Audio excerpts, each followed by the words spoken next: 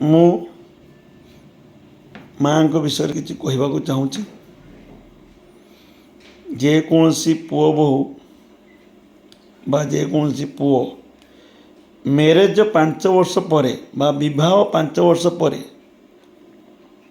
ବାପ ମାଆକୁ ନିଜ ପୁଅ ବା ଝିଅ ଭଳି ରଖେ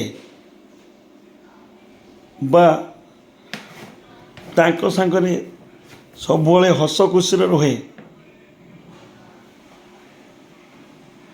ତାଙ୍କୁ କଷ୍ଟ ନ ଦିଏ,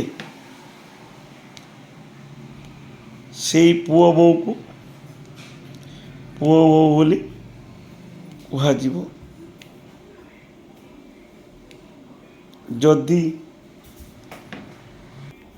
ଯଦି ଆପଣଙ୍କ ବାପ ମାଆକୁ ଆପଣମାନେ ବହୁତ ଖୁସିର ବା ସ୍ନେହ ଆଦର ରଖିଥିବେ, ଏ ଭିଡ଼ିଓଟିକୁ ବହୁତ ମାତ୍ରାରେ ସେୟାର କରନ୍ତୁ।